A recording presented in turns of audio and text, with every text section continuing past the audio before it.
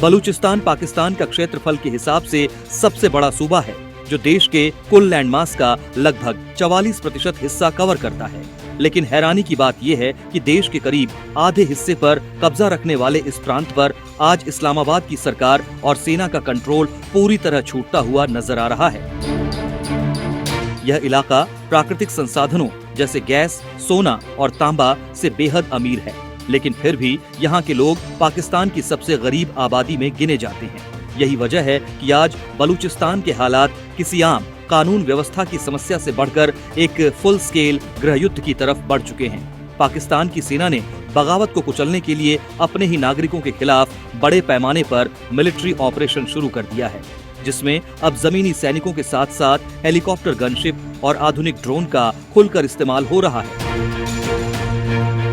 बलूचिस्तान के खारान जिले का लिज्जे इलाका इस वक्त एक बैटलफील्ड बना हुआ है। पाकिस्तानी सेना ने यहाँ भारी संख्या में पैरामिलिट्री फोर्स और रेगुलर सैनिकों को उतारा है। हवाई सर्विलांस और एयर स्ट्राइक बलूच विद्रोहियों की रेकी की निगरानी करने और उनकी लोकेशन पर सीधे अटैक करने के लिए सेना मिलिट्री ड्रोन्स और गनशिप हेलीकॉप्टरों का इस्तेमाल कर रही है। ये ड्रोन्स सिर्फ निगरानी ही नहीं कर रहे, बल्कि पिन पॉइंट एयर स्ट्राइक करने में भी सक्षम हैं। सड़कों पर गश्त और खौफ, जमीन पर पाकिस्तानी आर्मी और फ्रंटियर कोर FC की गाड़ियां चप्पे चप्पे पर गश्त लगा रही हैं। सेना का दावा है कि वे विद्रोही ठिकानों को खत्म कर रहे हैं, लेकिन स्थानीय रिपोर्ट्स एक अलग ही कहानी बयां करती हैं। जब किसी इलाके में बिना सटीक ग्राउंड इंटेलिजेंस के हवाई हमले और हैवी शेलिंग की जाती है, तो सबसे ज्यादा नुकसान आम लोगों को उठाना पड़ता है। बलूचिस्तान में भी ठीक यही देखने को मिल रहा है। लोकल सोर्सेज और मीडिया रिपोर्ट्स के मुताबिक पाकिस्तानी सेना के इस ताजा ऑपरेशन में आम नागरिक भी बुरी तरह फंस गए हैं। हाल ही में हुए एक ड्रोन अटैक में एक लोकल किसान की मौत हो गई, जबकि कई अन्य सिविलियंस के घायल होने की खबर है। हालांकि वहां मीडिया पर लगे सख्त प्रतिबंधों और इंटरनेट बंद होने की वजह से इन मौतों के आंकड़ों की स्वतंत्र जांच कर पाना बेहद मुश्किल है, लेकिन स्थानीय लोगों में खौफ का माहौल चरम पर है। पाकिस्तानी सुरक्षा बलों का यह ऑपरेशन सिर्फ खारान जिले तक सीमित नहीं है। विद्रोह के बढ़ते खतरे को देखते हुए सेना ने इसका दायरा पूरे बलूचिस्तान में बढ़ा दिया है। खुजदार और जहरी ग्राउंड सर्च ऑन ऑपरेशन और चेक पोस्टों की नाकेबंदी कलार और मूला हेलीकॉप्टर गनशिप से संभावित ठिकानों पर शेलिंग, जियारत संदिग्ध इलाकों में भारी सैनिकों की तैनाती और रेड्स। सेना ने यह आक्रामक कदम तब उठाया है जब बलूच लिबरेशन आर्मी BLA ने पाकिस्तानी सुरक्षा बलों पर हमलों की बौछार कर दी है।